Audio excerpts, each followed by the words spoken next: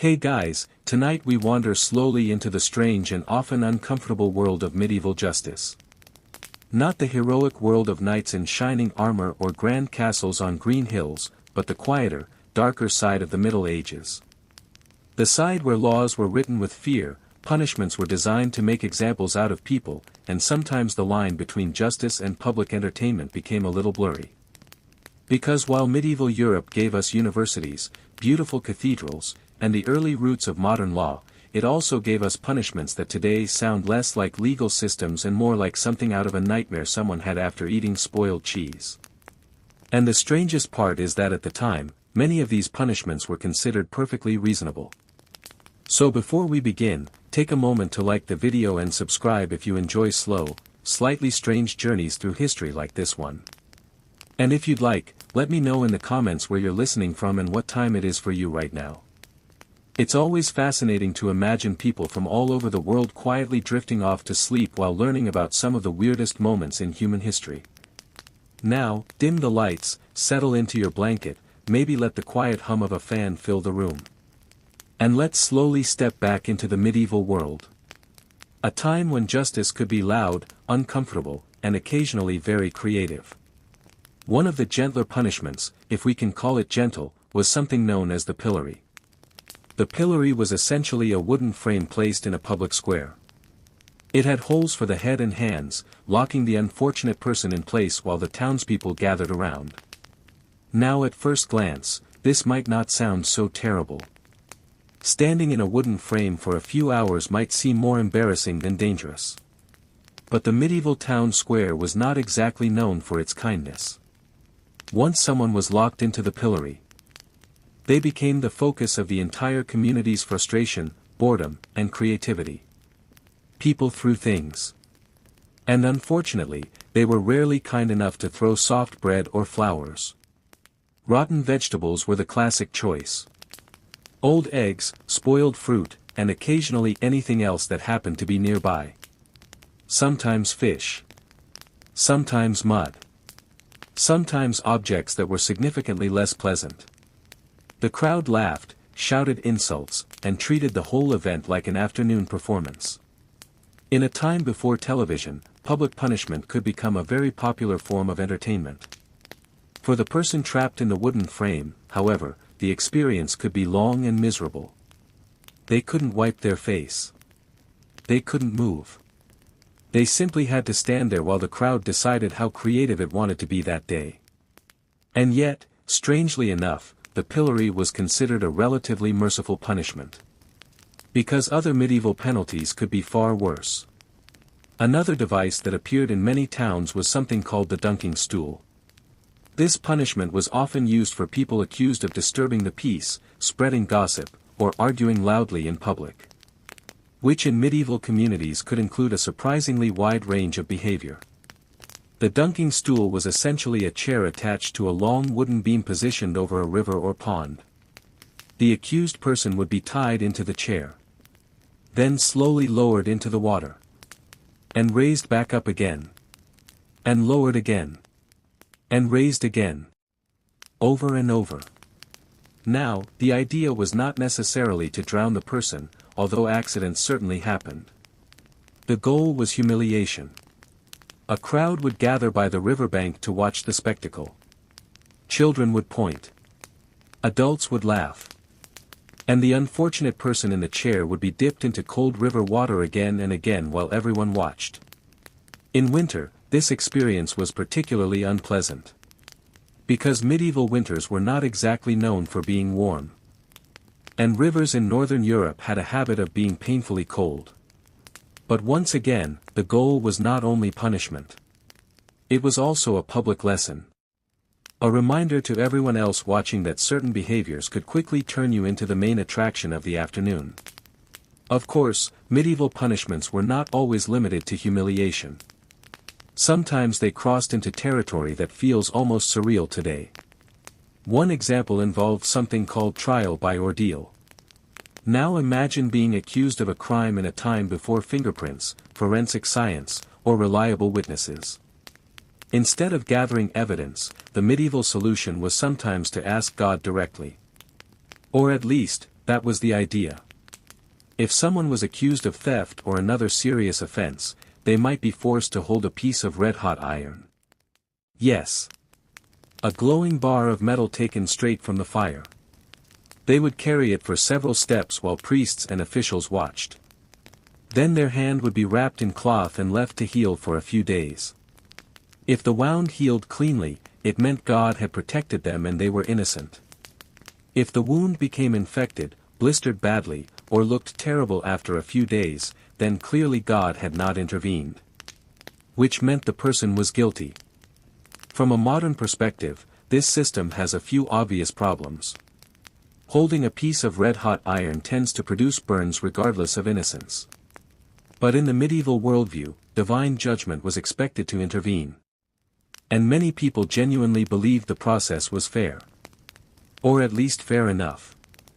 Sometimes, punishments also involved unusual clothing. One of the strangest examples was something called the scold's bridle.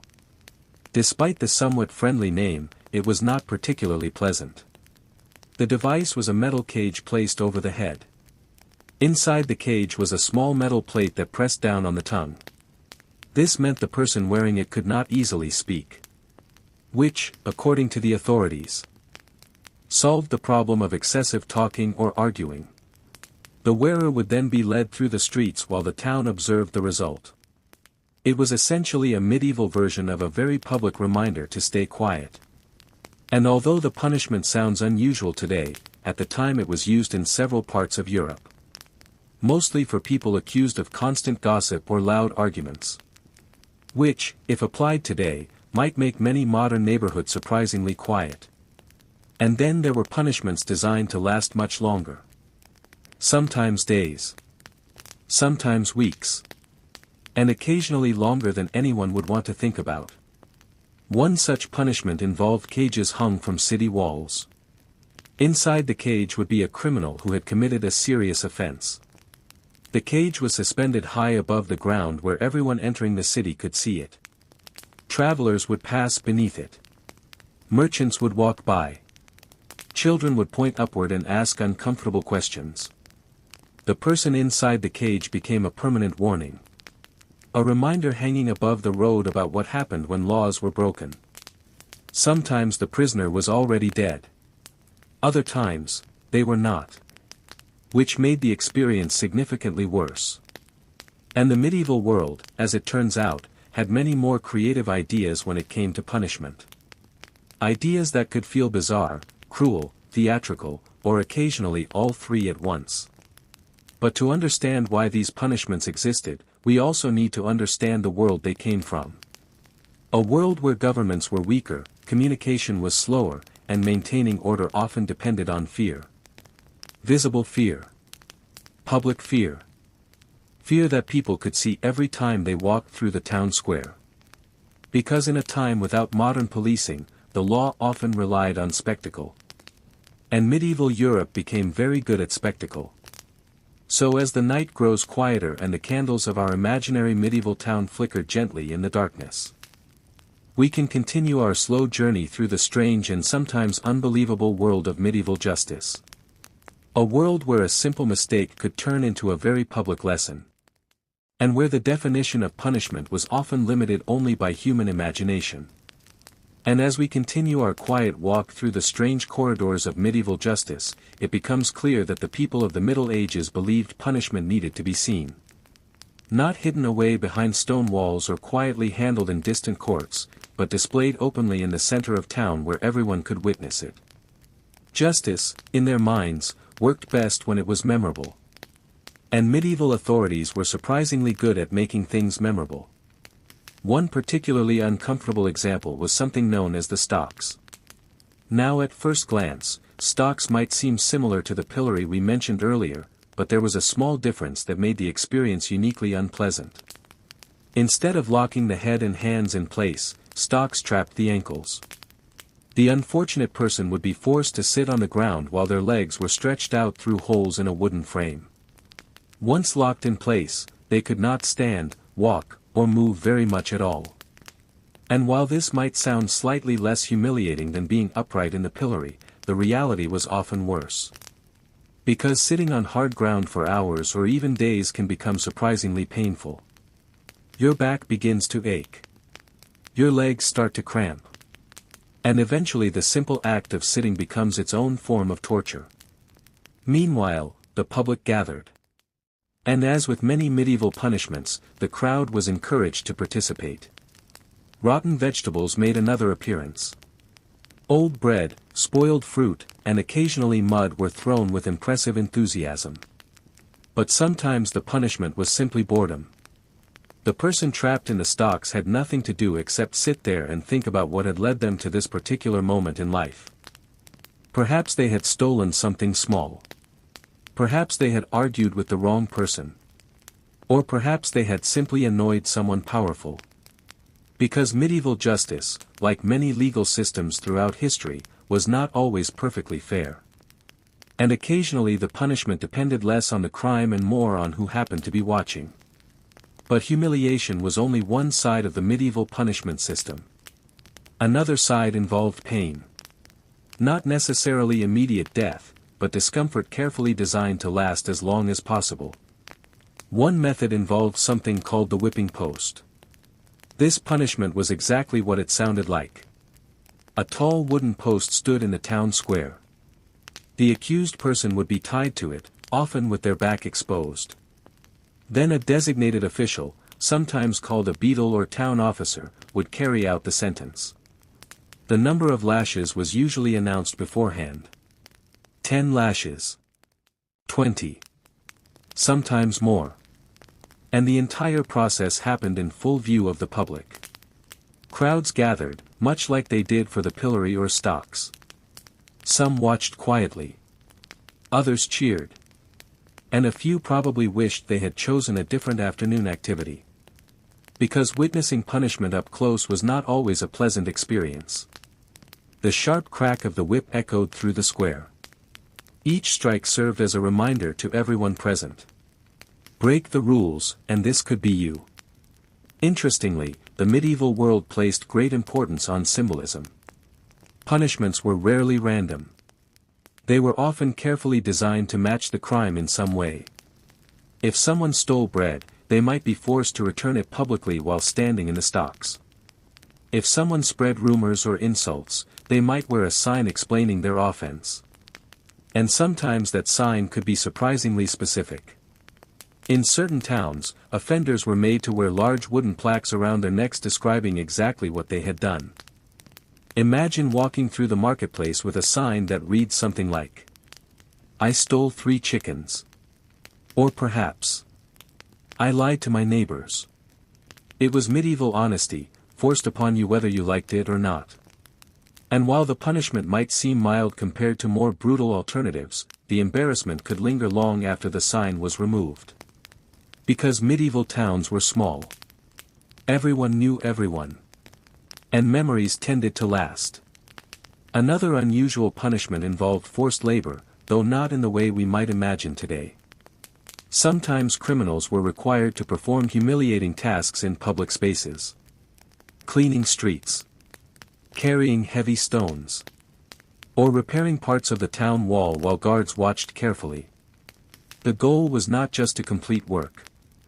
It was to show the entire community that the offender was paying their debt. Publicly. Slowly. And sometimes awkwardly. Of course, not all punishments were designed for minor crimes. Serious offenses could lead to far harsher outcomes. One example involved something known as the gibbet. A gibbet was essentially an iron cage suspended from a tall wooden pole.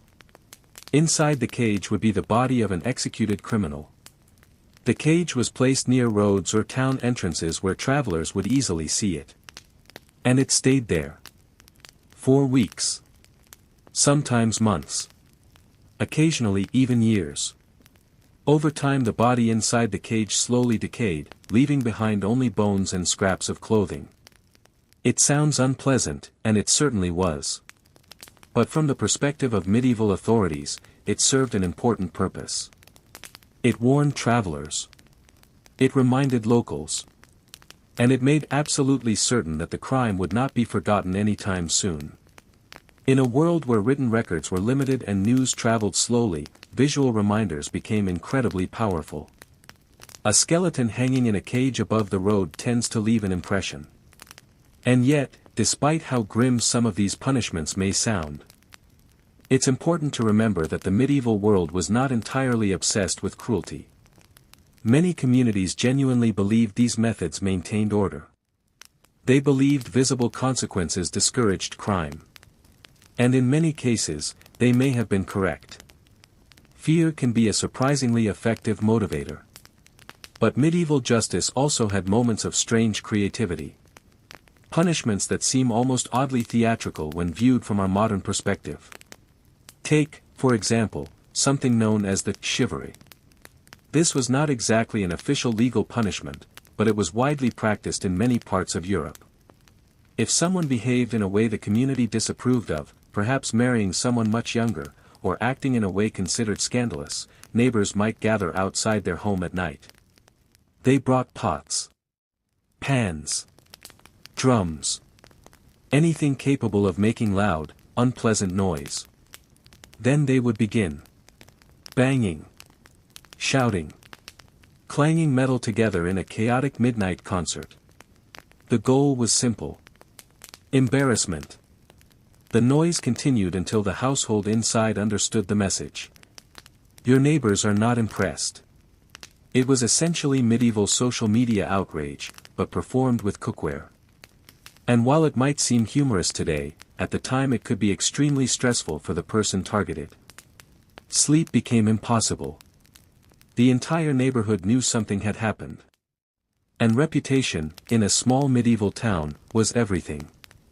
So as we slowly drift further into the quiet corners of this historical world, we begin to see a pattern. Punishment in the Middle Ages was rarely hidden. It was visible, audible, memorable, sometimes uncomfortable for everyone involved, and occasionally a little strange. But all of it reflected the fears, beliefs, and priorities of a world very different from our own. A world where justice was not only about correcting behavior. It was about sending a message. A message loud enough that the entire town could hear it echo through the streets. And as the medieval night settles around our imaginary town square, torches flickering gently against the stone walls, there are still many more unusual punishments waiting quietly in the shadows of history. Some even stranger. Some surprisingly inventive. And all of them part of the long, complicated story of how humans have tried to control behavior for thousands of years. So settle in. Because our slow journey through the peculiar world of medieval justice is only just beginning. And as the night deepens around our imaginary medieval town, with the wind gently brushing against the wooden shutters and the distant sound of a dog barking somewhere beyond the walls, the strange machinery of medieval justice continues quietly in the background.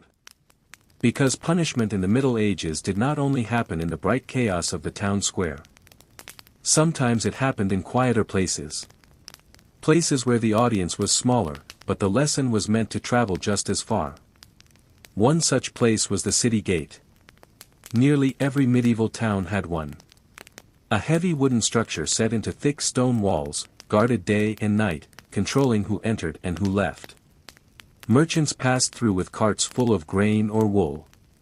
Travelers arrived dusty from long roads. Pilgrims walked slowly toward distant shrines. And above the gate, quite often, there was something else. A reminder. Sometimes it was a cage. Sometimes it was a severed head placed on a spike. Sometimes it was a warning sign describing a crime that had recently taken place. To modern eyes this might feel dramatic, even unsettling. But to people living in the Middle Ages, it was simply part of daily life. Justice, after all, was meant to be visible. And visible justice required a stage. But not every punishment relied on fear alone. Some were designed with a curious sense of symbolism. Take, for instance, the punishment given to dishonest merchants. Markets were the lifeblood of medieval towns. Bread, cloth, spices, tools, livestock, everything flowed through these busy streets filled with shouting vendors and curious customers. And because money and goods were constantly changing hands, cheating was always a concern. A baker might sell loaves that were smaller than promised. A butcher might adjust the scale slightly to make meat appear heavier. A merchant might quietly mix good grain with bad. Authorities took this very seriously. One creative solution involved something called the bread scale punishment. If a baker was caught selling bread that was too light, meaning customers were paying full price for less bread than they should receive, the punishment could be surprisingly theatrical. The baker might be dragged through the streets with the offending bread tied around their neck. Sometimes they were forced to carry their own scales as well, as if to publicly remind them how measuring things properly was supposed to work. Crowds gathered, as they usually did. People laughed. Children pointed.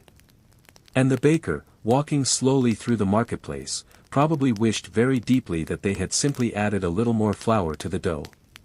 It was humiliating, certainly. But it also served another purpose. Everyone else selling bread that day suddenly became very careful about their measurements. Another strange punishment involved something known as the tumbrel. The tumbrel was a simple wooden cart, usually used for transporting goods or garbage.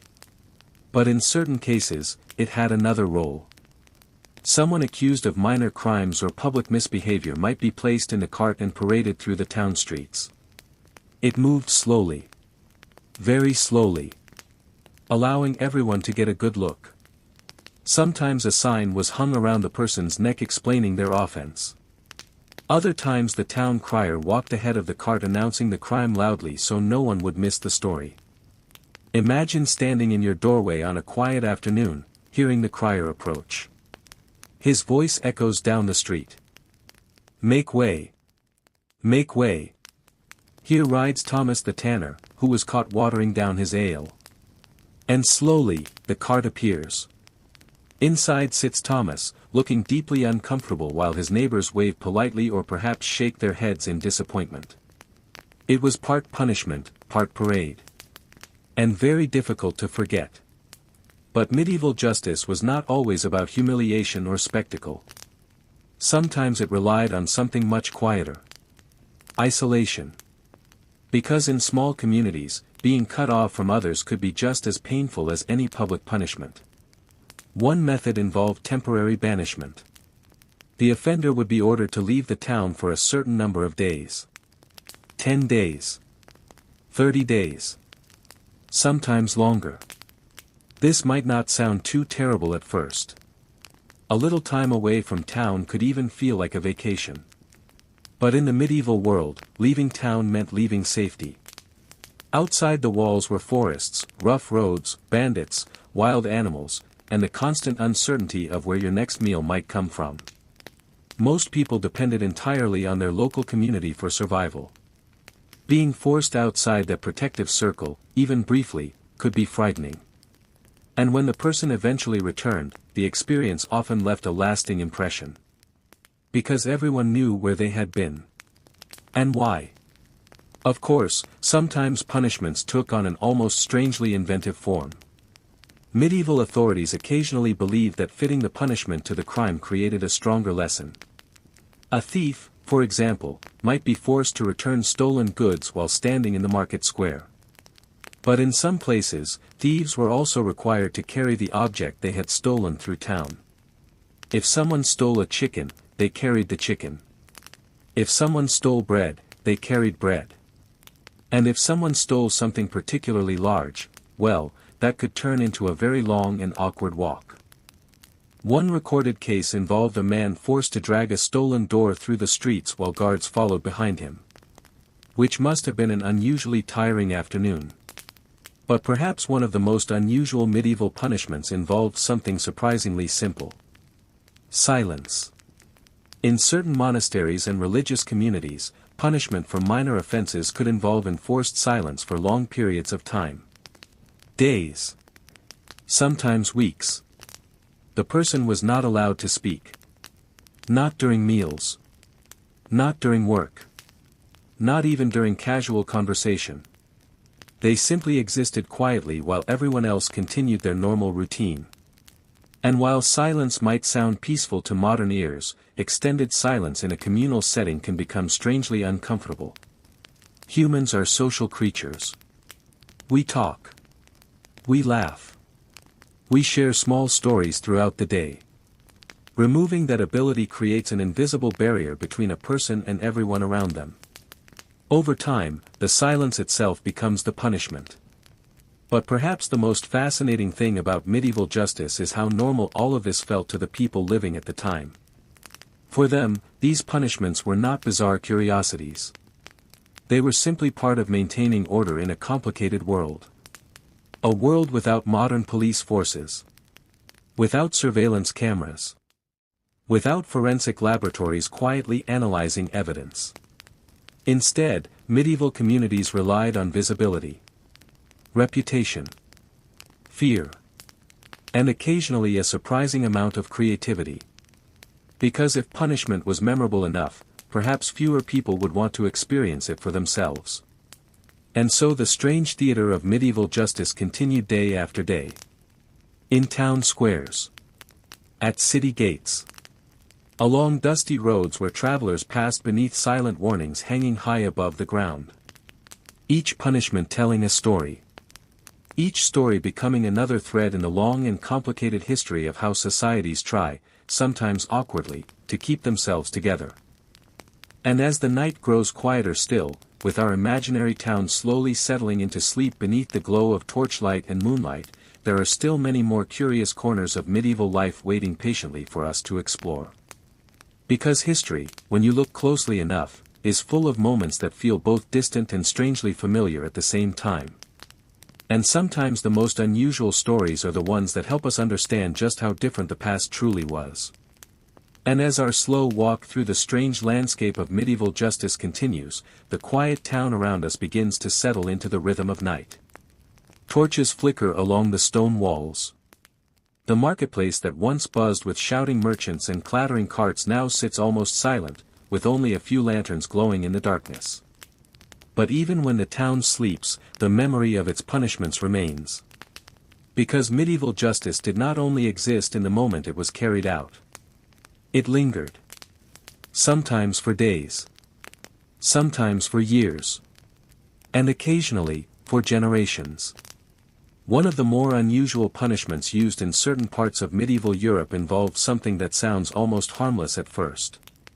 It was called the Parade of Shame.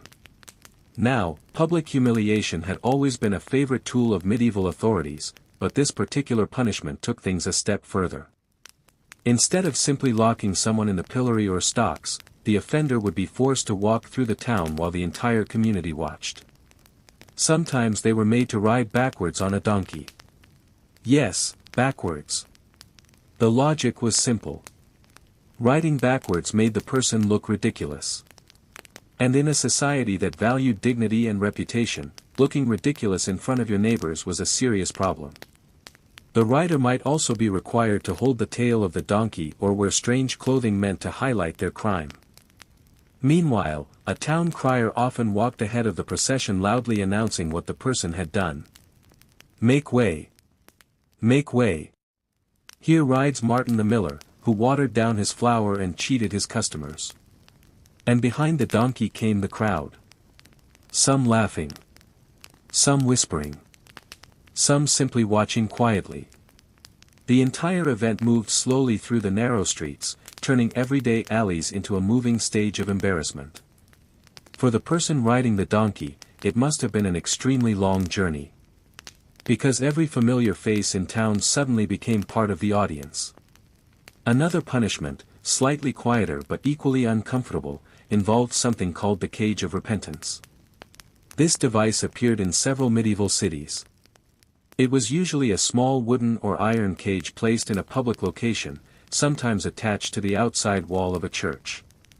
A person accused of certain moral offenses might be locked inside for hours or even days.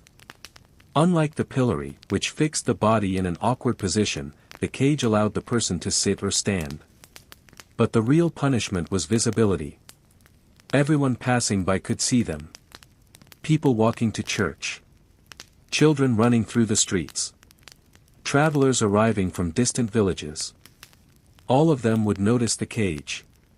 And the person inside. Sometimes a sign explained the crime. Other times the crowd simply guessed. Which could lead to a surprising amount of gossip. And in medieval towns, gossip traveled faster than almost anything else. But not every punishment relied on crowds. Some were far more personal. In certain cases, criminals were required to perform acts of public apology. This might involve kneeling in front of the church entrance while people arrived for Sunday service. The offender would publicly confess their wrongdoing and ask forgiveness from the community. It was a ritual that mixed law with religion. Justice with morality. Because in the medieval worldview. Because many people in medieval Europe could not read. But everyone could understand a large metal mask with a ridiculous face. And perhaps that is one of the most interesting things about medieval punishments. They were designed to communicate. To tell stories.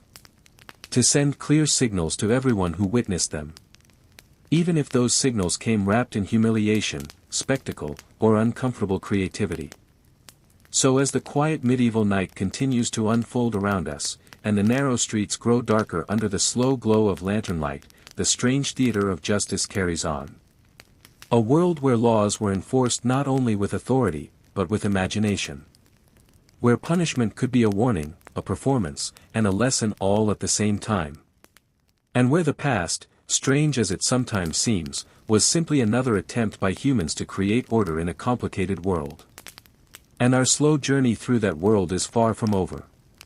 And as our quiet walk through the strange world of medieval justice continues, the town around us grows even calmer. Most homes are dark now. Wooden shutters are closed.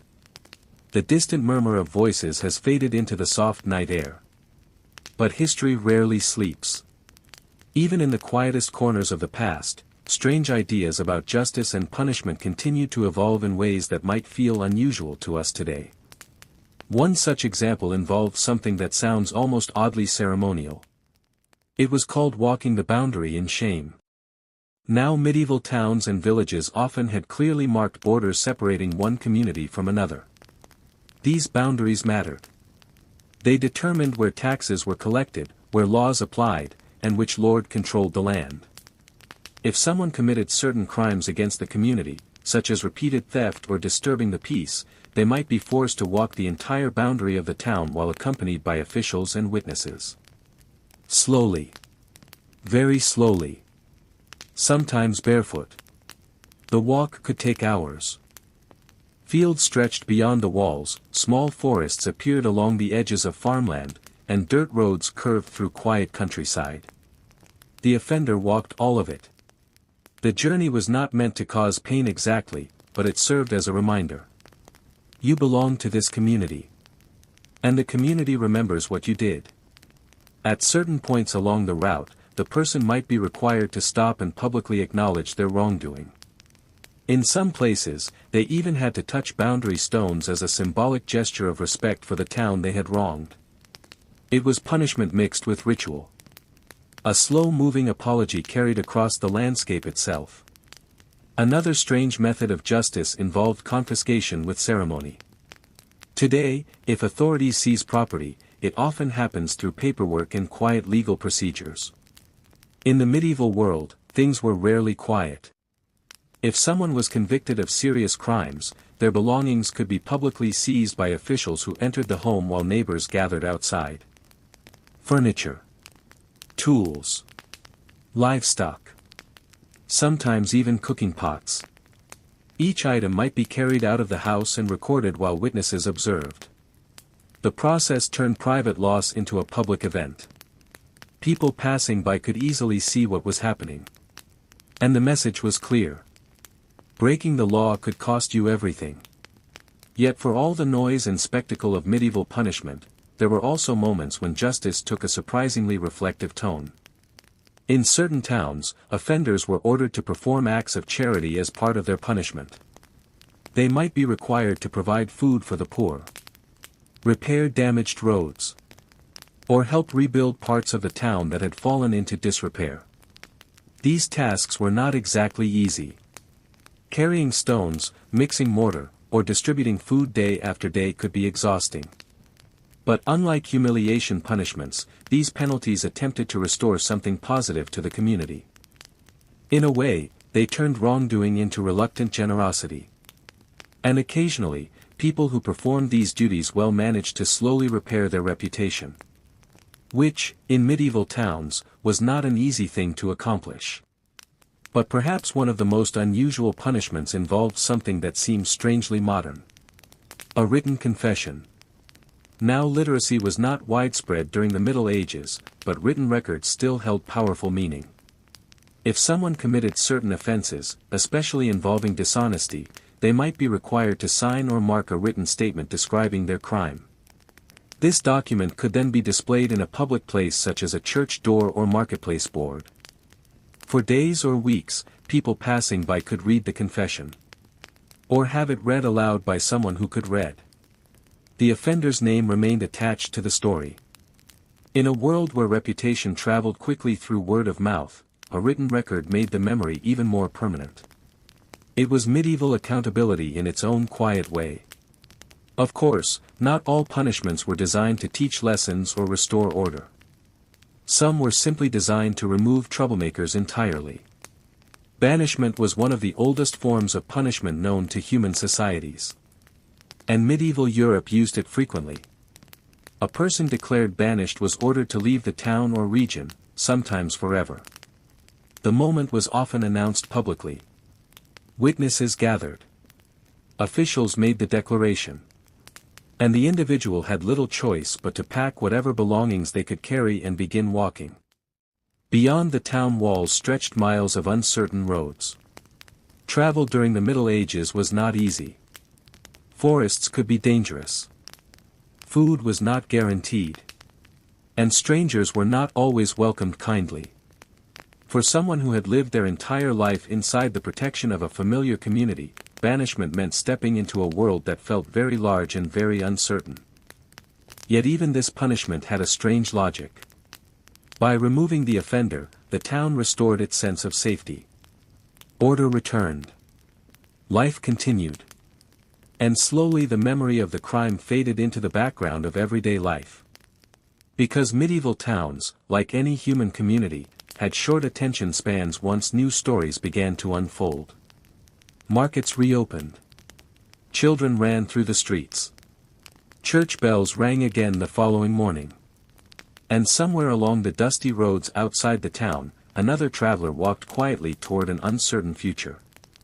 Perhaps thinking about the strange system of justice they had left behind. A system filled with pillories, stocks, public apologies, noisy crowds, and surprisingly imaginative punishments. But also a system that reflected the fears and priorities of its time. A time when communities were small. Resources were limited. And maintaining order required methods that everyone could see and understand. So as our slow journey through this unusual chapter of history continues, we begin to realize something important. The medieval world was not simply cruel or bizarre. It was inventive. Sometimes awkwardly so. But always shaped by the belief that justice should be visible, memorable, and shared by the entire community. And under the quiet glow of moonlight over stone walls and narrow streets, the echoes of those old punishments still linger gently in the stories history left behind. Stories that remind us just how different, and sometimes how strangely familiar, the past can be. And there are still many more curious corners of this world waiting for us as our calm exploration continues into the deeper hours of the night.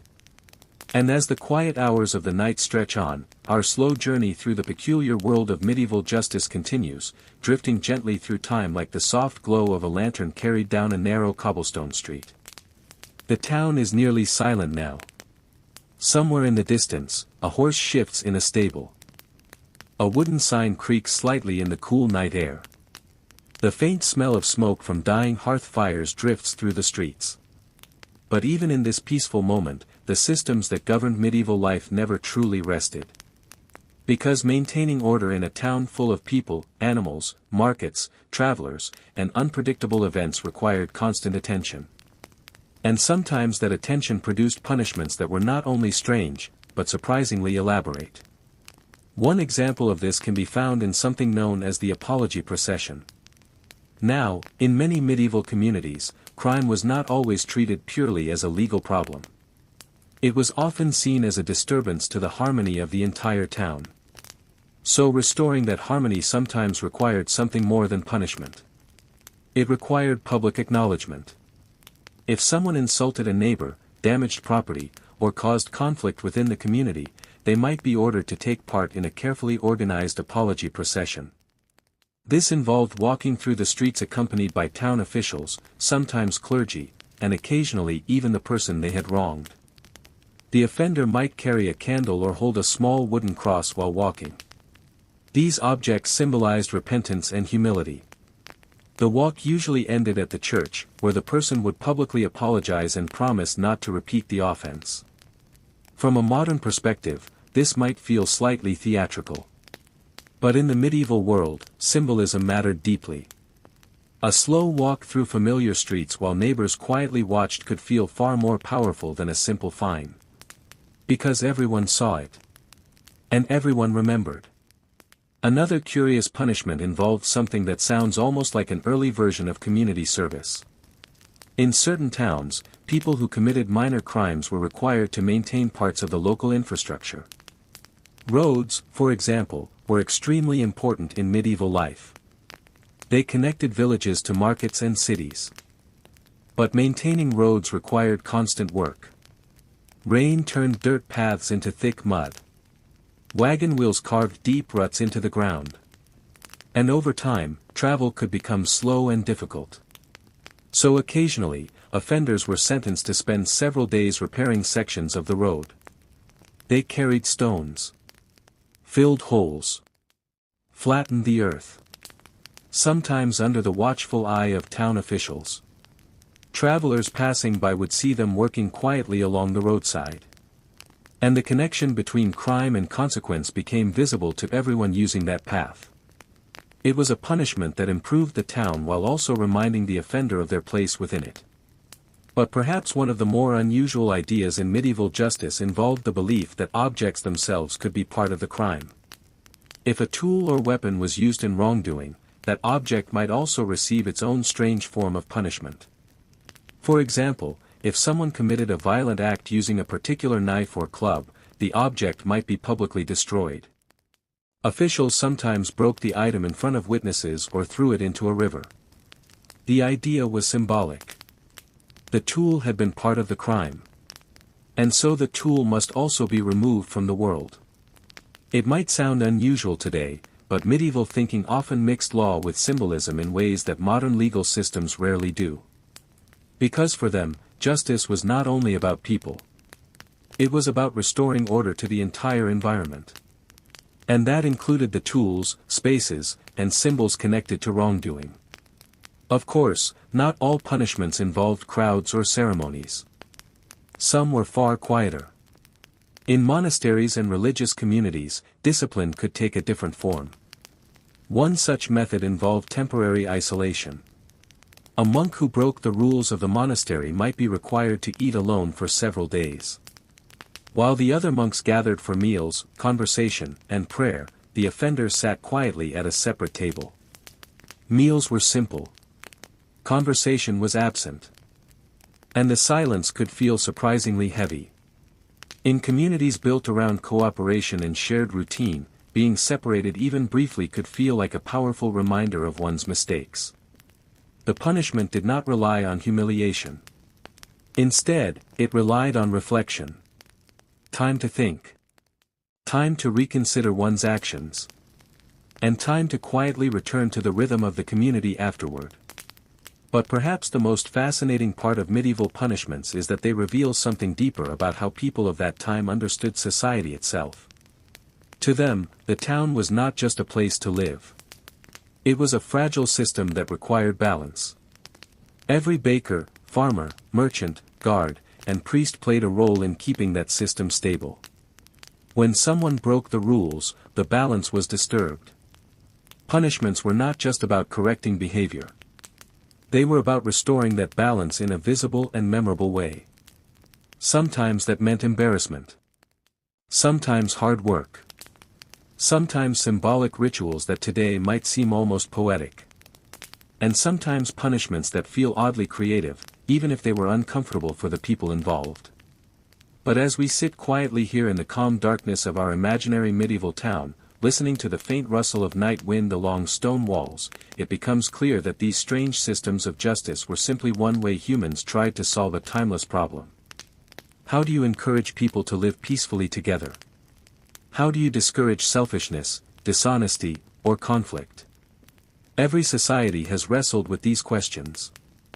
And medieval Europe answered them in ways that were often loud, public, symbolic, and occasionally very unusual. Yet beneath the spectacle and the strange traditions was a simple idea. Communities survive when people believe the rules matter. And when the consequences of breaking those rules are impossible to ignore. So the torches of the town square burned late into the night. The pillories and stocks waited quietly for their next unfortunate visitor. And somewhere along the road outside the walls, travelers continued their slow journeys beneath the wide medieval sky. Unaware that the towns they passed held centuries of strange stories about justice, punishment, and the endlessly creative ways humans have tried to shape the behavior of others. And as our peaceful exploration drifts deeper into the long hours of the night, there are still many more curious details from this distant world waiting patiently for us to uncover, one slow story at a time. And as the night grows even quieter, our slow journey through the curious world of medieval justice continues beneath a sky filled with distant stars. The town around us feels almost frozen in time now. A soft breeze moves through the narrow streets, brushing against wooden doors and the hanging signs of long-closed shops. Somewhere in the distance a church bell rings once, echoing softly through the empty square before fading into silence again. It's the kind of quiet moment when history feels close. And in places like this, the strange traditions of medieval punishment become easier to imagine. Because in the Middle Ages, justice was rarely hidden away in distant buildings or quiet offices. It lived right here in the streets, where everyone could see it. And sometimes, it involved objects that looked surprisingly ordinary. Take, for example, something known as the stool of repentance. Unlike the dramatic devices we've talked about earlier, this punishment was much quieter. Inside certain churches there would be a simple wooden stool placed near the front of the building. If someone committed a moral offense, perhaps spreading harmful rumors, breaking a public promise, or behaving disrespectfully toward neighbors, they might be required to sit on this stool during services. Not hidden in the back where no one could see them. Right at the front. While the entire congregation gathered for prayer. Now imagine the experience. You sit there quietly while dozens, sometimes hundreds, of familiar faces pass by. Neighbors. Friends. The baker who sells you bread. The farmer whose fields sit beside yours. All of them noticing. Some may glance politely away. Others may stare for a moment longer than necessary. And although no one is shouting or throwing vegetables, the silence itself becomes part of the punishment. Because in small communities, reputation traveled quickly. And sitting on that stool meant everyone knew something had happened. Another curious punishment involved something that medieval towns valued deeply, labor at inconvenient hours. Most work in the Middle Ages followed the rhythm of daylight. People woke with the sun and rested when darkness arrived. So forcing someone to perform tasks late at night or very early in the morning could feel unusually exhausting. Certain offenders might be ordered to sweep streets, repair fences, or clean public areas while others slept. The work had to be done quietly, under the watch of a guard or town official. There were no crowds watching, no dramatic announcements. Just the slow scrape of a broom against stone streets while the rest of the town rested comfortably inside their homes. It was a punishment built on inconvenience rather than spectacle. But inconvenience, as anyone who has ever lost sleep knows, can be surprisingly effective. Then there were punishments tied to something very important in medieval life, markets. Markets were where people bought food, traded goods, exchanged news, and sometimes even settled disputes. If someone disrupted this environment, perhaps by cheating customers or causing fights, authorities sometimes punished them by temporarily banning them from the market itself. At first that might sound mild. But imagine living in a small town where the market is the center of everything. Without access to it, daily life becomes much more complicated. You cannot easily buy food. You cannot sell your goods. You miss conversations and opportunities that everyone else takes for granted. For merchants especially, this kind of exclusion could feel devastating. So even though the punishment involved no physical discomfort, the social and economic impact could be significant.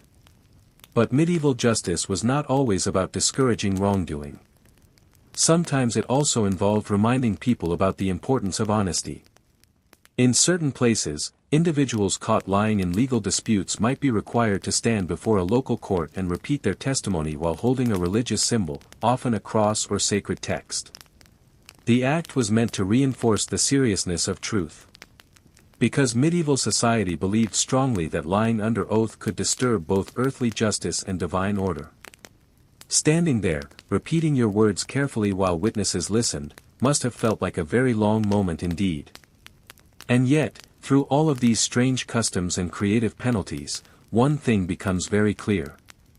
Medieval communities relied heavily on shared responsibility. Everyone watched. Everyone remembered. Justice was not simply delivered by distant authorities. It was experienced collectively. The town square, the church, the market, the roads, all of these spaces became part of the legal system. And because of that, punishment often carried a strong element of storytelling. Every event added another small chapter to the memory of the community. Years later someone might still mention it during conversation. Oh yes, I remember when the baker had to stand in the square with spoiled loaves hanging around his neck. The story becomes part of the town's identity. A quiet reminder passed from generation to generation. But as we continue drifting through this calm historical landscape, it becomes clear that these punishments were not designed simply to be cruel. They were designed to be visible, memorable, and meaningful within the world people understood at the time. A world without modern police forces. Without cameras or digital records. Instead, justice relied on human observation. On reputation. On the simple but powerful idea that actions should have consequences everyone could see. So beneath the quiet medieval sky, where the last lanterns in the town square are slowly flickering out, the echoes of these strange punishments remain. In the worn wood of the pillory. In the empty space where a crowd once gathered to watch a procession pass. And in the countless stories that history continues to whisper softly across the centuries. Stories that remind us that even the most unusual customs were simply humanity's attempt to answer an ancient question. How do we live together peacefully? And how do we respond when that peace is broken? The people of the Middle Ages answered those questions in ways that were sometimes strange, sometimes uncomfortable, and occasionally even a little theatrical. But their answers became part of the long and fascinating story of human justice. And our slow, peaceful exploration of that story will continue, as the night grows deeper and history unfolds one quiet memory at a time. And as the night stretches deeper into those quiet hours when even the wind seems to slow down, our gentle journey through the strange landscape of medieval justice continues. The town around us now feels completely still. Most of the lanterns have burned low. The cobblestone streets glimmer faintly under moonlight, and the wooden beams of houses cast long, crooked shadows across the empty square. But history, even when the streets are silent, continues to whisper its stories. And some of the strangest of those stories involve punishments that were not only meant to correct behavior, but also to teach patience. One unusual method used in certain medieval communities involved something that might sound almost simple. Standing. Yes, simply standing. But not just anywhere. An offender might be required to stand in a specific public location for hours at a time. Sometimes it was near the entrance to the marketplace. Sometimes near the church door. And sometimes beside the town well, where people gathered throughout the day to collect water. The person would remain there quietly, under the watch of officials or community members. They were not locked in place like the pillory. They could move slightly, shift their weight, perhaps stretch their arms. But they were not allowed to leave. Hour after hour passed slowly. People came and went. Children ran through the streets. Merchants opened their stalls. And the person standing there became part of the scenery. Visible, but silent. The punishment was not dramatic, but it carried a quiet weight. Because the entire community could see them. And in a small town, that visibility mattered more than almost anything else. Another curious tradition involved something called symbolic repayment. If someone damaged property belonging to another person, the punishment sometimes required them to repair or replace the item while doing so publicly. For example, if someone broke a neighbor's fence during an argument, they might be ordered to rebuild that fence while the owner watched. But it did not stop there. Occasionally, the person responsible had to carry the materials themselves through the town. Wooden boards, tools, or stones balanced awkwardly in their arms. Neighbors passing by would see exactly what was happening. And the story would spread naturally through conversation. It was a form of accountability that relied more on shared awareness than formal documentation. But perhaps one of the most interesting aspects of medieval punishment involved time itself. Today, punishments are often measured precisely. Days in prison. Hours of community service. Fines calculated carefully. In the medieval world, time was sometimes far less exact. A punishment might last until sunset. Or until the church bell rang for evening prayers. Or until a certain number of market days had passed. This created a rhythm that tied justice directly to daily life.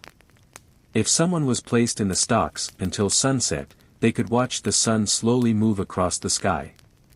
Morning would feel very different from late afternoon. The shadows would stretch longer. The air would cool.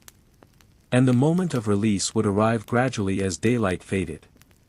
It was a slow experience, shaped by the natural world rather than precise clocks. Another unusual punishment appeared in towns where disputes between neighbors became especially heated.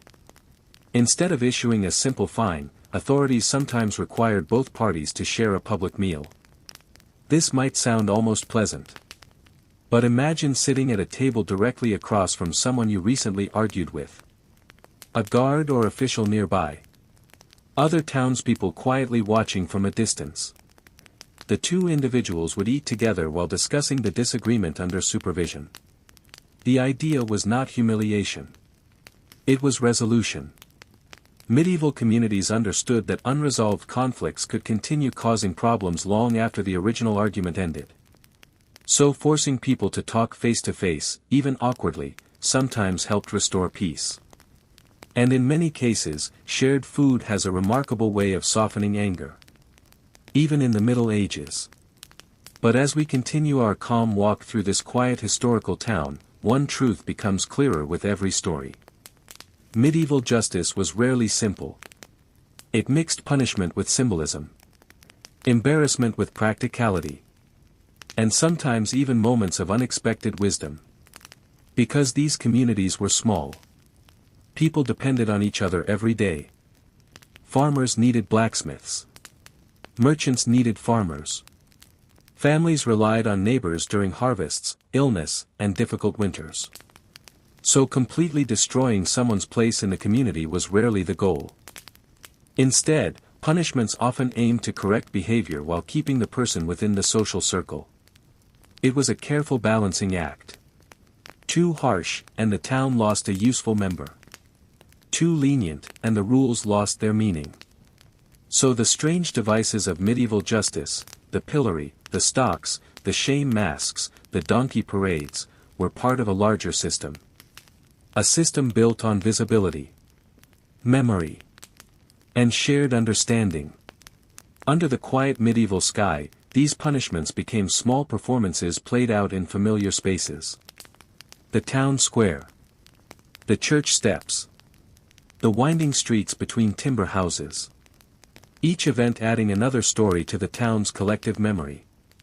And as our peaceful exploration drifts deeper into the night, we can almost imagine the echoes of those old moments still lingering faintly in the air. The distant murmur of a crowd gathered in the square. The creak of wooden boards as the pillory closed.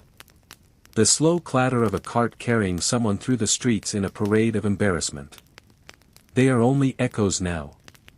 Fragments of a world that feels both distant and strangely human. Because despite the unusual punishments and unfamiliar customs, the people of the Middle Ages were trying to solve the same problems every society faces. How to encourage fairness. How to discourage harm. And how to keep communities functioning peacefully. Their solutions were sometimes odd, sometimes theatrical, and occasionally uncomfortable. But they were also deeply human. And as the night continues to settle gently over our imaginary town, there are still countless quiet stories waiting in the shadows of history. Stories about justice, mistakes, forgiveness, and the endlessly creative ways people have tried to live together in complicated societies. The town around us now feels wrapped in stillness. Only the faint rustle of wind moves through the narrow alleys. A lantern swings gently from an iron hook, creaking softly as it sways. Somewhere far beyond the town walls, an owl calls into the darkness. But the silence of the night only makes it easier to imagine the past. Because during the day, these quiet streets once carried the sounds of markets, arguments, laughter, and occasionally the strange ceremonies of medieval punishment. And sometimes those punishments were connected to something very simple. Honesty. In small medieval towns, honesty was not just a personal virtue. It was the glue that held everyday life together. If the baker cheated customers, people might go hungry. If merchants lied about their goods, trade could collapse. If neighbors made false accusations, friendships and alliances could crumble. So when someone was caught lying in public matters, authorities occasionally used a punishment designed to emphasize truth. The offender might be required to stand in the town square holding a written confession or a wooden board describing their offense. Not for just a few minutes. Sometimes for several hours. People passing through the square would read the board, or ask someone nearby what it said. And slowly, quietly, the story spread through conversation. No shouting was required. No dramatic spectacle. Just the steady flow of curious townspeople learning what had happened. In a community where reputation meant everything, this quiet form of exposure could feel surprisingly powerful. Another unusual punishment involved something that sounds almost like a lesson from school. It was known in some places as the oath of correction. Instead of simply paying a fine, the offender would stand before local officials and promise, sometimes repeatedly, that they would correct their behavior. The promise might be spoken several times, often in front of witnesses. And occasionally the person was required to repeat the statement on multiple market days. At first glance, this might seem symbolic rather than practical. But medieval communities believed strongly in the power of spoken promises. Words carried weight. A vow made publicly could bind a person's reputation for years to come. Breaking that vow again would make the consequences far worse. So the punishment relied not on fear alone, but on the social pressure created by public commitment. But perhaps one of the more curious punishments involved something surprisingly ordinary. Clothing. In medieval Europe, clothing was closely tied to social identity. Certain colors, fabrics, and styles often indicated wealth, profession, or status. Because of this, authorities sometimes used clothing itself as part of punishment. Someone who behaved dishonestly might be required to wear unusual garments for a period of time. Sometimes the clothing was deliberately mismatched. Other times it included bright colors or symbols marking the offense. Walking through town dressed this way made the punishment visible without requiring guards or devices. Everyone who saw the person immediately understood that something had happened. It was a quiet but unmistakable signal. And in communities where people saw each other daily, the message spread quickly. Then there were punishments connected to something even more important than clothing or reputation. Trust. Trust allowed medieval towns to function smoothly. Farmers trusted merchants to weigh grain fairly. Customers trusted bakers to provide proper bread. Neighbors trusted each other to respect property and agreements. So when trust was broken, punishment often focused on restoring that balance. One method involved supervised work. If someone damaged public property or disrupted the community, they might be required to perform tasks while under observation. Cleaning streets. Repairing fences. Carrying supplies. The work itself might not be extremely difficult. But performing it in front of others created a quiet form of accountability. Neighbors could see that the person was making an effort to correct their mistake. And over time, that effort helped rebuild confidence. Because medieval communities understood something very important. People make mistakes. What mattered most was what happened afterward. But as we sit quietly here in the moonlit streets of this imaginary town, listening to the soft echo of footsteps that no longer exist, one thing becomes clear. Medieval justice was not simply about punishment. It was about memory. Every event left behind a story. A baker once stood in the square wearing spoiled bread around his neck. A merchant once rode backwards on a donkey through the marketplace. A quarrelsome neighbor once sat silently on the stool of repentance during Sunday service. These stories lived on long after the punishments ended. They became part of the town's identity. Part of the quiet lessons shared between generations.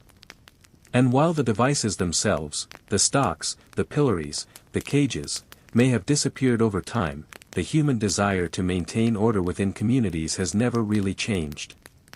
Every society creates its own methods. Some are strict. Some are symbolic. Some, like those of the medieval world, are a little strange when viewed from centuries away. But all of them reflect the same underlying hope. That people can learn from mistakes. That fairness can be preserved. And that communities, no matter how small, can continue to live together peacefully. So under the calm medieval sky, where the last lanterns have now burned out and the town rests quietly beneath the stars, our long, gentle exploration of this distant world continues. Because history, when approached slowly and patiently, always has another story waiting just around the next corner. And somewhere beyond the silent rooftops and stone walls, the echoes of medieval life are still whispering, inviting us to keep wandering through the past, one calm and curious moment at a time. The town we have been wandering through is completely still now. No carts rumble through the streets. No merchants call out to customers. Even the dogs that usually bark at passing shadows have settled into sleep. Only the soft glow of the moon rests across the rooftops and stone walls. But even in this peaceful silence, traces of the past remain. Because medieval towns, like all places shaped by human lives, carried memories within their streets. And some of those memories involved punishments that were meant not only to correct behavior, but also to remind people of the fragile balance that held communities together. One curious tradition that appeared in several towns involved something known as the Watch of Reflection. If someone had caused repeated disturbances, perhaps loud arguments late at night or ongoing quarrels with neighbors, they might be assigned a brief period serving alongside the town's night watch. Now the night watch had an important role in medieval communities. These guards walked the streets after sunset, carrying lanterns and wooden staffs, listening for signs of trouble. They watched for fires. They listened for suspicious footsteps. And occasionally they called out the hour to reassure residents that someone was keeping an eye on things. For someone used to sleeping comfortably through the night, joining the watch could be surprisingly tiring. The streets were cold. The hours moved slowly. And the quiet of the sleeping town made every creaking door and shifting shadow seem louder than usual. But the purpose was not to frighten the offender. It was to help them understand the responsibility required to maintain order. After spending a few long nights walking silent streets, many people gained a new appreciation for the fragile peace of their community. Another unusual punishment focused on something that medieval society valued very highly. Respect for elders and authority. In small towns where generations often lived side by side, disrespect toward older residents could create serious tension. So if someone behaved rudely toward elders or ignored community leaders, they might be required to perform acts of service for those very people. Carrying water. Delivering firewood. Helping repair fences or barns. The work might last several days. And during that time the offender had to interact politely with the individuals they had previously treated poorly. It was a quiet but effective lesson in humility. Because respect, once lost, had to be earned back through actions. Then there were punishments designed simply to slow people down. Medieval life could be busy in its own way. Farmers rushed to harvest crops before storms arrived. Merchants hurried to reach markets before competitors. Travelers tried to cover as many miles as possible before nightfall.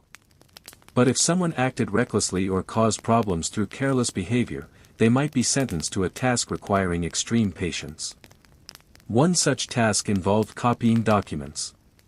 In towns where clerks or scribes worked for local officials, offenders sometimes assisted with the slow process of copying records by hand. This required careful writing, steady hands, and long hours of concentration. Ink had to be mixed properly. Letters formed neatly. Mistakes corrected carefully. It was not physically exhausting work, but it demanded patience. And patience, for someone used to rushing through life, could feel like its own challenge. But perhaps one of the most fascinating punishments involved something surprisingly peaceful. Gardening. Certain religious communities believed that tending gardens could help calm restless minds. So individuals who caused repeated disturbances might be assigned to work in monastery gardens. Planting herbs. Pulling weeds.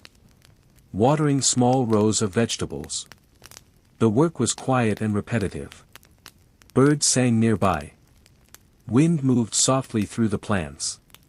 Over time the rhythm of gardening encouraged reflection. And while this might sound more like a retreat than a punishment, the goal was simple.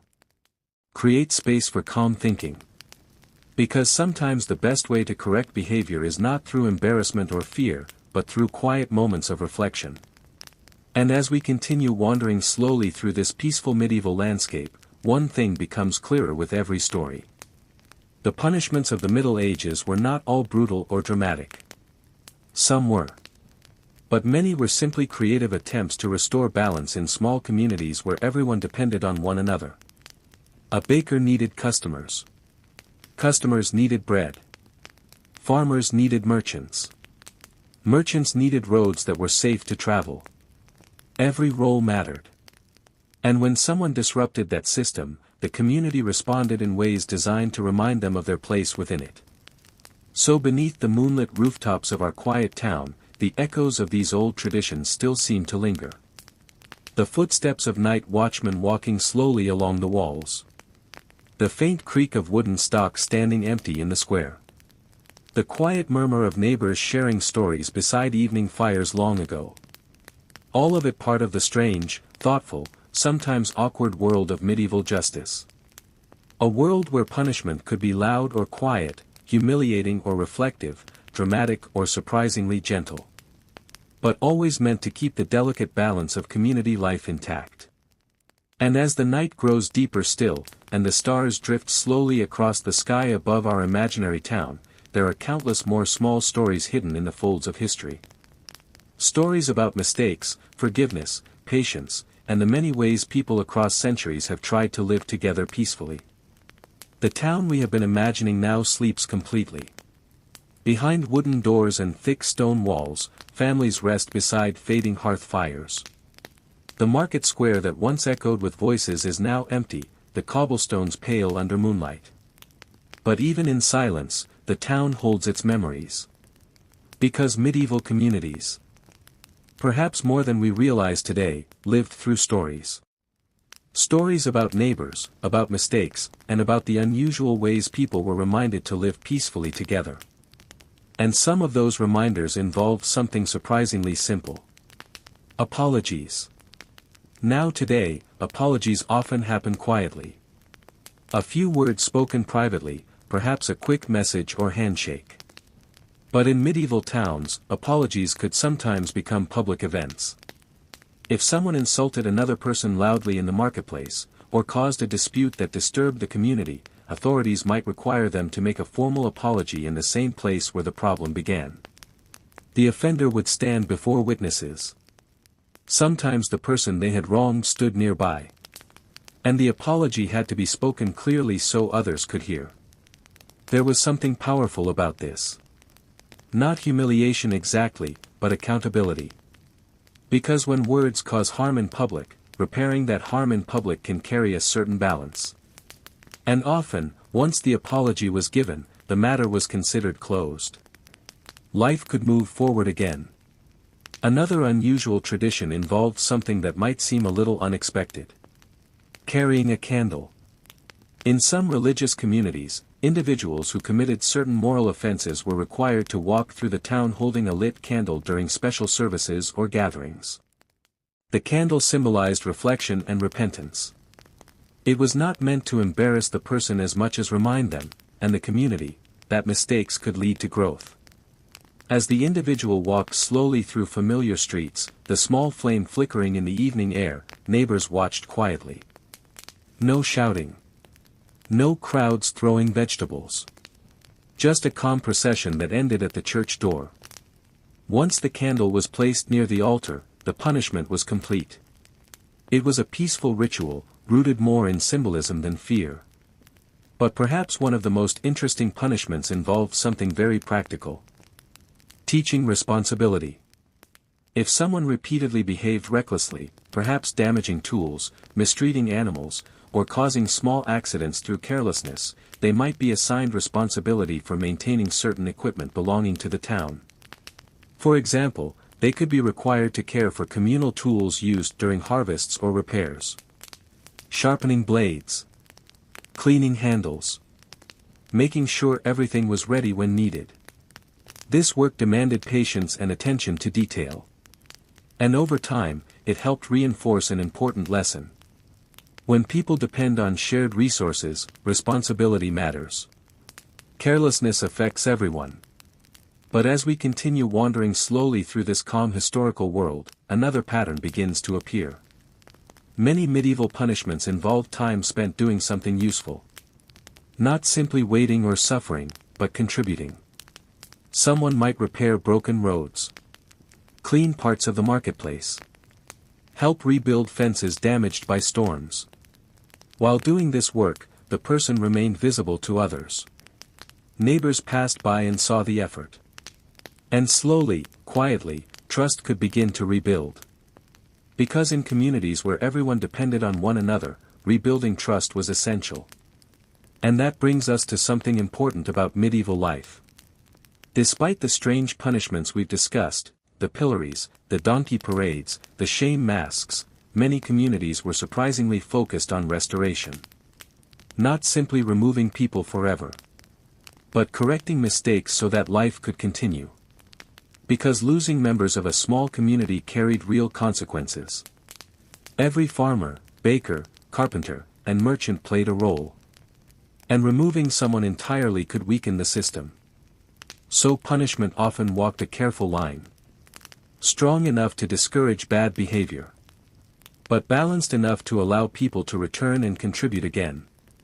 It was not a perfect system. No system ever is. But it reflected the realities of life in a world where cooperation meant survival. So now, beneath the quiet sky above our sleeping town, the echoes of those old traditions drift gently through the streets. The soft clink of a lantern carried by a watchman long ago. The murmur of a crowd gathered in the marketplace centuries earlier. The slow footsteps of someone walking home after completing a strange but meaningful punishment. All of it woven into the fabric of history. And as the night continues its slow passage toward dawn, we are reminded that the past is not only filled with kings, battles, and grand monuments. Sometimes it is filled with quieter moments. Moments where ordinary people tried, in their own unusual ways, to solve timeless problems about fairness, responsibility, and living peacefully together. The medieval world may feel distant to us now. Its customs unfamiliar. Its punishments occasionally strange. But beneath all of that lies something very human. The ongoing effort to build communities where trust matters, actions have consequences, and people learn from their mistakes. And as the stars continue their silent journey across the sky above our imaginary town, our calm exploration of that distant world can continue gently onward, one quiet story at a time. The town we've been wandering through remains silent. A faint mist has begun to settle over the cobblestones. The rooftops glimmer softly under the pale light of the moon, and the wooden beams of houses stretch long shadows across the empty square. It is the kind of silence where even small sounds feel important. A loose shutter tapping lightly against a wall. The distant rustle of wind passing through trees outside the town gates. And somewhere far away, perhaps along the walls, the slow footsteps of a night watchman making his final round before morning. But even as the town sleeps, its stories remain. Because the strange traditions of medieval justice were not only about punishment. They were also about reminders. Reminders that living closely together required patience, responsibility, and sometimes a willingness to admit mistakes. One curious example of this involved something known in certain towns as the Day of Correction. Now, unlike many punishments that happened immediately after a crime, this one could take place days or even weeks later. Once a month or during special gatherings, local officials would call together individuals who had committed small offenses. Nothing serious enough for heavy penalties. But still important enough to address. These individuals might be required to stand together in the town square while officials calmly reviewed the incidents.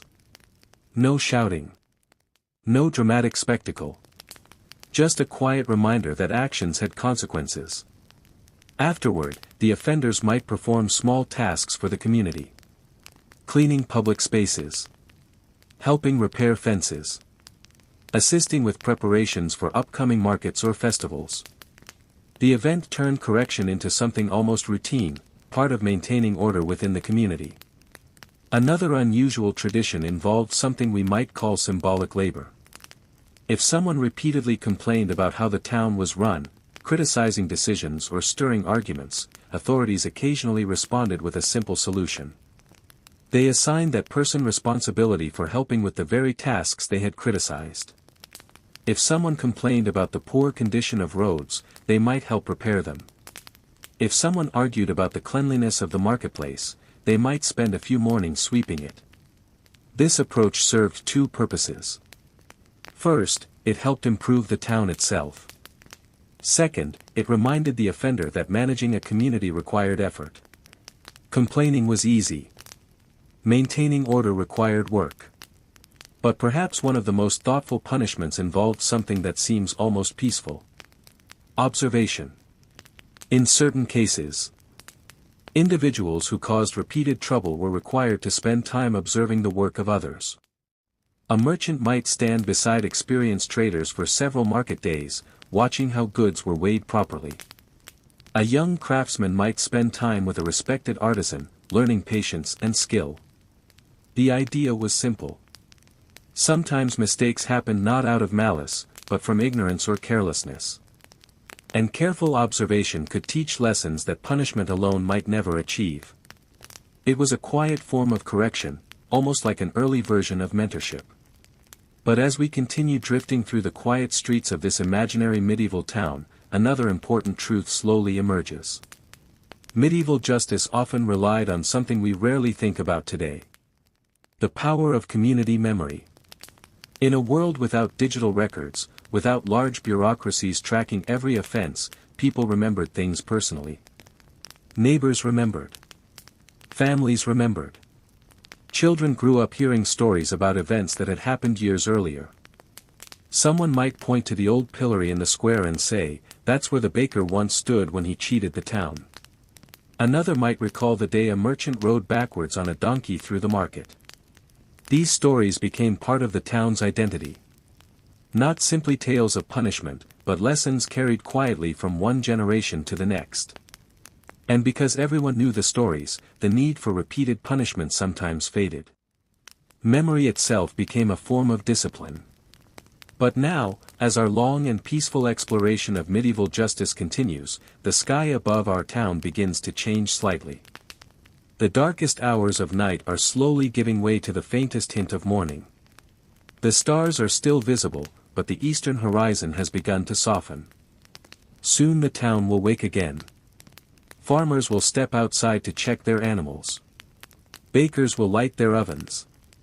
Merchants will begin setting up stalls in the marketplace. Life will return to the streets just as it did centuries ago. And with it will come the quiet routines that kept medieval communities functioning. Work. Trade. Conversations between neighbors. And occasionally, when someone made a mistake, the strange but thoughtful systems of correction we've been exploring tonight. Systems built not only on punishment, but on visibility, responsibility, and the hope that people could learn from their actions. The Middle Ages may feel distant from our modern world. Its customs sometimes odd. Its punishments occasionally theatrical. But at its heart, medieval justice reflects something deeply familiar. The human desire to maintain fairness, encourage cooperation, and protect the fragile peace of everyday life. So as the first faint light of dawn begins to touch the rooftops of our quiet town, our slow journey through this unusual chapter of history continues. Because the past, when explored patiently, always holds another story waiting just beyond the next quiet corner. And somewhere in those stories, we can still hear the echoes of lives once lived beneath these same stars. As the first pale light of morning slowly spreads across the sky, the quiet medieval town we've been wandering through begins to stir. The mist that covered the streets during the night now drifts gently away, revealing narrow paths of worn stone that countless footsteps have crossed over the centuries. Roosters crow somewhere beyond the wooden fences. A baker opens his shop door, letting the warm smell of fresh bread slip into the cool air. And slowly, quietly, the town awakens. But before the noise of the day fully arrives, this early moment of calm reminds us of something important about medieval justice. It was not only about dramatic punishments in public squares. Much of it was woven quietly into the daily rhythm of life. Many disagreements were resolved long before anyone reached the pillory or the stocks. In fact, one of the most common forms of justice in medieval towns was simple mediation. If two neighbors argued over something, perhaps a damaged fence, wandering animals, or unpaid debts, the first step was often a meeting. Not in a courtroom, but at a table. Sometimes in the home of a respected elder. Sometimes at the town hall. And sometimes even outside, under a tree or beside a well. There, both sides would explain their version of events while local officials or trusted community members listened carefully. The goal was not always to punish someone. Often, it was simply to restore balance. Perhaps one neighbor would agree to repair the fence. Another might promise to return borrowed tools. An apology could settle a surprising number of disputes. And when agreement was reached, the matter was often considered closed. No records. No lingering conflict. Just a quiet understanding that the community worked best when people found ways to resolve problems together. But of course, not every dispute ended so smoothly. Some individuals ignored warnings.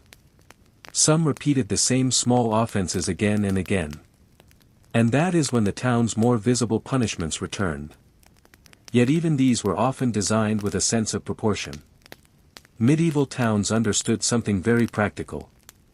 Most offenders were not criminals in the modern sense. They were farmers, merchants, craftsmen, or apprentices who had simply made poor decisions. If punishment was too harsh, it could damage the town itself. After all, every worker mattered. Every pair of hands helped keep the community alive. So punishments for minor crimes were often brief. A few hours in the stocks. A public apology. A fine paid to the town. And then life continued. People returned to their work. Markets reopened. And slowly, the memory of the offense faded. Another fascinating tradition appeared in some regions during market days. If a trader was caught cheating customers, using false weights or selling spoiled goods, the punishment sometimes included something quite unusual. They were required to correct their mistake in front of everyone. For example, if a merchant had overcharged customers, they might be ordered to return the difference publicly. Sometimes they even had to offer their goods at a reduced price for the rest of the day. This turned the market itself into a place of correction. Customers saw fairness restored. Other merchants received a quiet warning. And the offender was given a chance to rebuild trust. Trust, after all, was incredibly important in medieval communities. Without banks, credit cards, or written contracts in many everyday transactions, people relied heavily on reputation. A merchant known for honesty would attract loyal customers. A craftsman known for quality would receive steady work. But someone with a reputation for dishonesty could quickly find themselves isolated. In that sense, social reputation acted as a powerful form of justice all on its own. And now, as the morning sun begins to climb above the rooftops of our imagined town, we can see the square filling slowly with life. Farm carts roll toward the market. Children chase one another through the streets. A group of apprentices carries tools toward a workshop where another long day of work awaits. Nothing about the scene suggests punishment or conflict. Just ordinary life unfolding as it did centuries ago. Yet hidden within these simple routines are the systems we've been exploring all night. Systems built on visibility, memory, and shared responsibility. Medieval justice was rarely perfect. It could be unfair. Sometimes harsh. Occasionally influenced by power or social status. But it also reflected a deep understanding that communities survive through cooperation. Through rules that everyone understands. And through gentle reminders, sometimes strange ones, when those rules are broken. So as the sun rises fully over the town and the streets grow lively with activity, our slow historical journey continues. Because the story of medieval justice does not end here. There are still more curious customs waiting to be discovered. More strange punishments. More surprising ideas about fairness and responsibility from a world long past. And as we keep walking together through these ancient streets, listening to the echoes of history, we begin to realize something comforting. Even in a time so different from our own, people were still trying to solve the same timeless challenge. How to live together peacefully. The morning is now fully awake in our quiet medieval town. Sunlight spills gently across the marketplace, warming the wooden stalls and the stone well at the center of the square. The air is no longer cool and misty as it was during the night. Instead, it carries the familiar sounds of daily life. Wheels of carts rolling over cobblestones. Merchants greeting early customers. The soft murmur of conversations beginning to fill the streets. If you listen closely, you can almost hear the rhythm of the town settling into its routine, a rhythm that has repeated itself thousands of mornings across the medieval world. And within this ordinary rhythm, justice continued to exist quietly in the background. Not always in dramatic punishments. Not always in public displays. But often in simple expectations that everyone understood. One such expectation involved responsibility for shared spaces. In medieval towns, the streets, wells, and marketplaces were used by everyone. Because of this, local rules often required citizens to help maintain these places. If someone threw waste into the street, blocked a road with goods, or damaged public property, the punishment might be surprisingly practical. They would be required to clean or repair the very place they had harmed. A person who left rubbish in the market might spend hours sweeping the square. Someone who broke part of a public fence might help rebuild it. It may sound simple, but the lesson was clear. Carelessness created work, and the offender would help fix it. This approach helped the town remain clean and functional, while also reminding people that public spaces belong to everyone. Another interesting custom appeared when it came to noise and disturbance. Medieval towns were crowded places. Houses stood close together, and narrow streets carried sound easily from one home to another. So when someone repeatedly disturbed neighbors, shouting late at night, causing drunken arguments, or creating chaos in the streets, local authorities sometimes used gentle but memorable corrections. Instead of heavy punishment, the person might be required to stand in the square during a busy hour while a small sign explained their offense. Nothing humiliating beyond the simple truth of what had happened. Just enough embarrassment to encourage better behavior in the future. In a small town where everyone knew one another, that was often more effective than any fine. Because reputation, once again, mattered deeply. But there were also moments when justice became strangely creative. For example, in some towns, individuals who spread false rumors or stirred unnecessary conflict between neighbors were punished through a symbolic act. They might be asked to carry a feather pillow through the streets while an official slowly pulled out feathers one by one. As the feathers floated away in the wind, the official would explain the lesson. Just as feathers cannot easily be gathered once scattered, rumors and careless words cannot easily be taken back once spoken. It was a quiet visual reminder about the power of words. No anger. No shouting. Just a thoughtful lesson carried through the streets where everyone could see and understand. By now the marketplace in our town is busy. A fishmonger calls out the morning's catch. Farmers unload baskets of vegetables. A blacksmith's hammer rings steadily from a nearby workshop. And if you imagine standing quietly at the edge of the square, watching this peaceful scene, you might realize something interesting.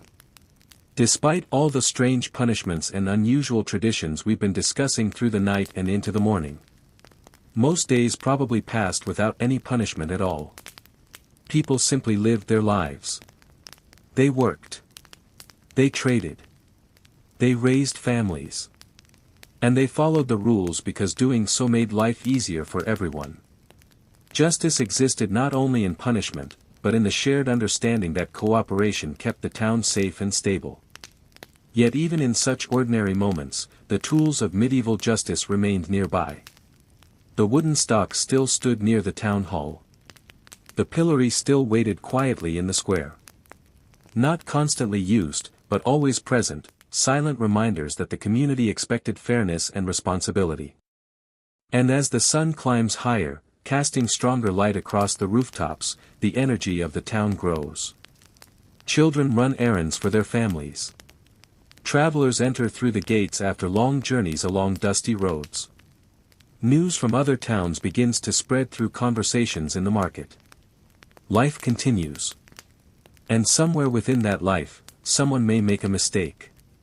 A merchant might mismeasure grain. A farmer might forget to repair a fence. An argument might begin over a small misunderstanding. When that happens, the quiet systems of medieval justice will once again come into motion. Sometimes gently. Sometimes strangely. But always with the same goal that communities across history have shared. To keep peace. To restore fairness. And to remind everyone that living together requires patience, responsibility, and understanding. So as we continue our slow walk through this brightening medieval town, our long journey through its curious world of justice carries on. Because even now, hidden within the everyday life of the market and the streets, there are still more stories waiting to be told. The morning continues to unfold across the town, and with the sun now climbing higher into the sky, the marketplace becomes the true heart of daily life. From every direction, people arrive carrying goods, tools, and news from beyond the town walls. Farmers from nearby villages guide their carts through the gates, wheels creaking softly under sacks of grain and baskets of vegetables. A shepherd passes by with a small group of sheep, the bells around their necks chiming gently as they move. Merchants unfold cloths across wooden tables and carefully arrange their goods, pottery, candles, herbs, bits of metalwork, and sometimes small treasures brought from distant towns. For many people, market day was not just about buying and selling. It was also a day when the town's rules became most visible. Because when hundreds of people gathered together in one place, fairness had to be carefully protected. One of the most important responsibilities belonged to an official known as the market inspector. This person walked slowly between the stalls, checking that merchants followed the town's rules. Weights and measures were examined to ensure they were accurate. Prices were expected to remain fair. Food needed to be fresh and safe to sell.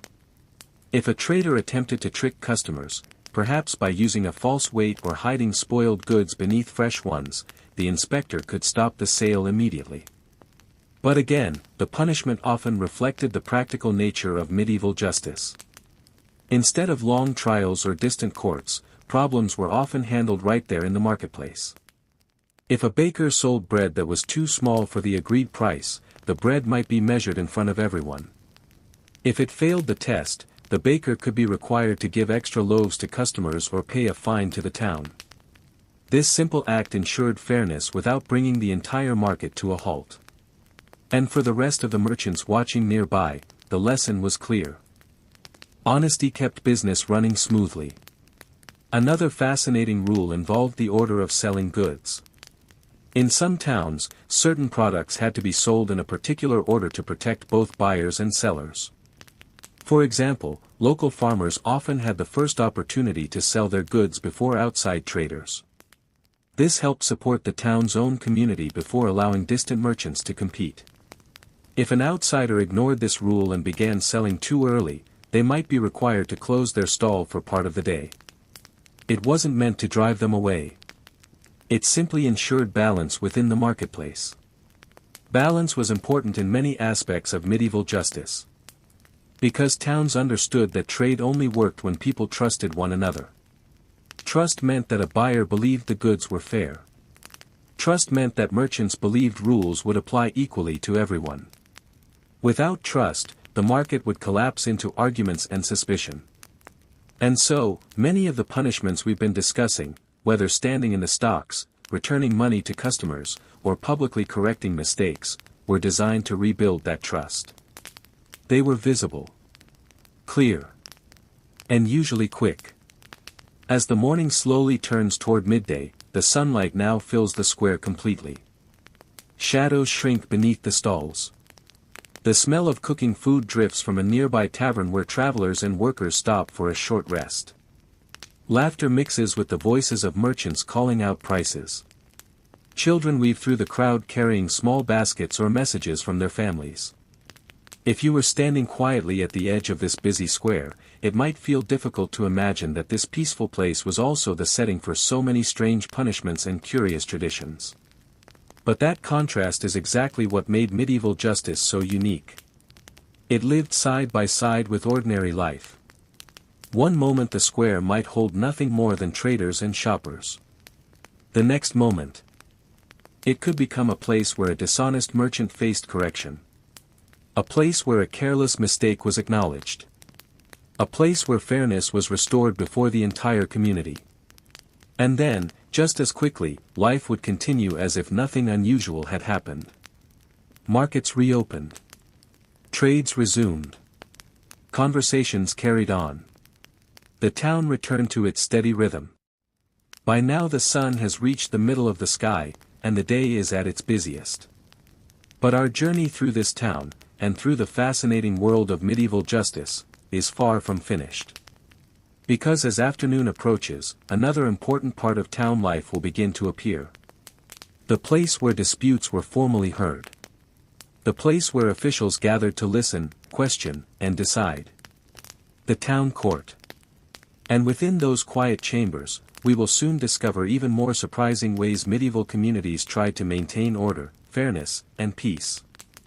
As the busy sounds of the marketplace slowly settle into the steady rhythm of midday, another important place in the town begins to gather attention.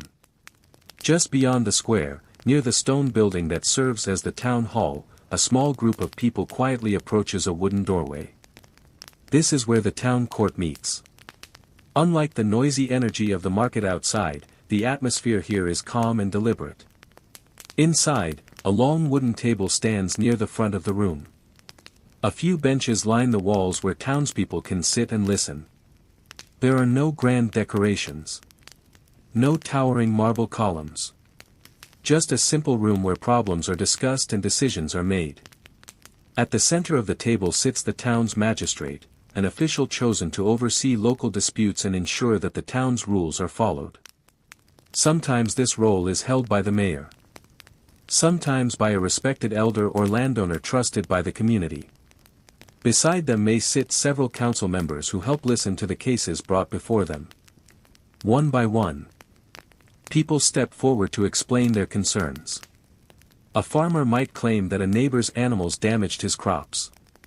A merchant might argue that a shipment of goods was never fully paid for.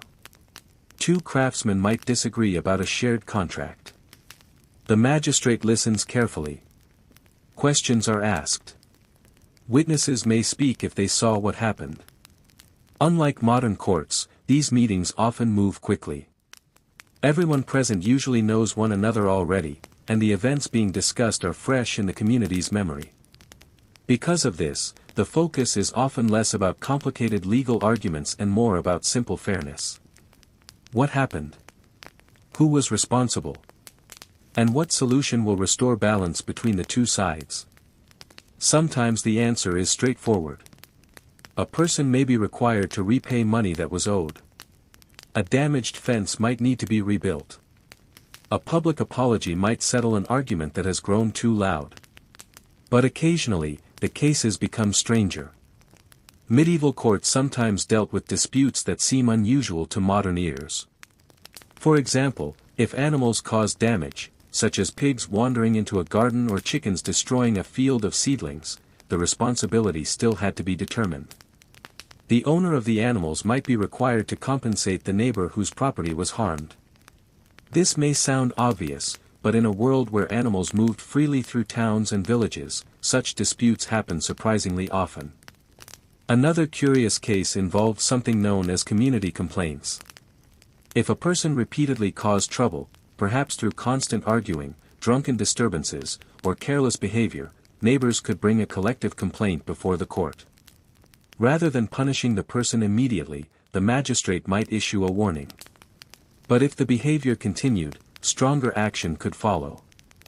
The offender might face a fine. They might be ordered to perform work for the town. Or they might briefly experience one of the public punishments we discussed earlier, such as standing in the stocks. Yet even here, the goal was rarely revenge. Instead, the court aimed to calm disputes before they grew into larger problems. Remember, this was a small community. People needed to continue living side by side after the case was finished. Harsh punishment could create long-lasting bitterness between neighbors. So magistrates often tried to find solutions that allowed both sides to move forward peacefully. And when an agreement was finally reached, the decision was spoken clearly so everyone present understood the outcome. Sometimes it was written down by a clerk. Other times the ruling simply became part of the town's shared memory. Once the matter was settled, the people involved would step outside again into the sunlight of the square. Life continued. Merchants still sold their goods. Children still played near the well. Farmers still returned to their fields. The dispute, once loud and frustrating, slowly faded into the past. As the afternoon light begins to soften and stretch across the town's rooftops, the court finishes hearing its final cases for the day. The magistrate gathers the remaining papers. The bench is empty. The wooden door closes once more. And once again, justice quietly steps back into the background of daily life. But our long, peaceful journey through the strange and fascinating world of medieval justice is not over yet. Because as the day slowly moves toward evening, another side of this system begins to appear, one that reveals how towns handled larger crimes and more serious threats to their fragile order. And those stories, waiting just beyond the quiet streets and fading sunlight, are perhaps the most unusual of all. As the afternoon slowly begins to lean toward evening, the bright energy of the marketplace starts to soften. The sun lowers slightly in the sky, and long shadows stretch across the cobblestones. Merchants who have been calling out prices all morning now speak more quietly as the day's busiest hours pass. Some stalls begin to pack away their remaining goods. Farmers tie their carts and prepare for the journey back to nearby villages. The blacksmith's hammer, which rang steadily all day, slows to a gentler rhythm. And in this calmer part of the day, the town itself seems to breathe a little more slowly. But while most disputes and small offenses were handled in the market or the town court, medieval communities also had to prepare for situations that were more serious. Crimes that threatened the safety of the entire town. Theft. Repeated fraud. Violence. Or damage to important property like mills, wells, or storage barns. When such crimes occurred, the response was different from the gentle corrections we've discussed earlier. The town would begin a formal investigation. Unlike modern investigations filled with laboratories and advanced tools, medieval towns relied on observation, questioning, and the collective memory of the community. If something valuable was stolen, the first step was often very simple. Officials would ask the people nearby what they had seen. Who passed through the street? Who visited the market that day? Did anyone notice suspicious behavior? In a small town where strangers were easy to recognize, even small details could be helpful. Travelers, traders from distant places, or unfamiliar faces would often attract attention. Sometimes a missing item could even be traced through the marketplace itself. If someone suddenly appeared selling goods that looked suspiciously similar to what had been stolen, questions would follow quickly. But even with careful questioning, finding the truth was not always easy. And this is where medieval justice sometimes turned toward methods that feel very strange to us today. One such method was the oath of innocence. If a person was accused but no clear evidence existed, they might swear an oath declaring their innocence. This oath was not taken lightly. In medieval society, breaking such a promise, especially when sworn before witnesses or religious authorities, was believed to bring serious consequences for the person's honor and reputation. Sometimes the accused would bring several neighbors or friends to stand beside them and support their oath. These supporters were not claiming they saw the event. Instead, they were declaring that they believed the accused person's character was trustworthy. This system relied heavily on reputation. Someone known for honesty would find supporters easily.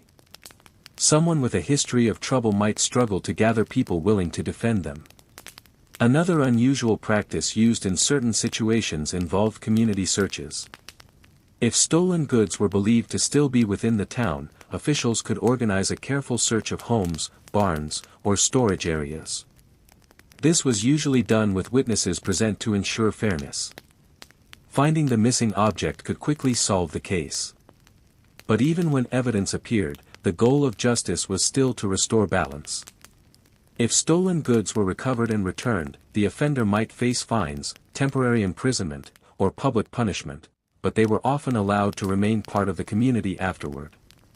Again, the town understood something practical. Losing a member of the workforce or pushing someone permanently out of the community could create new problems.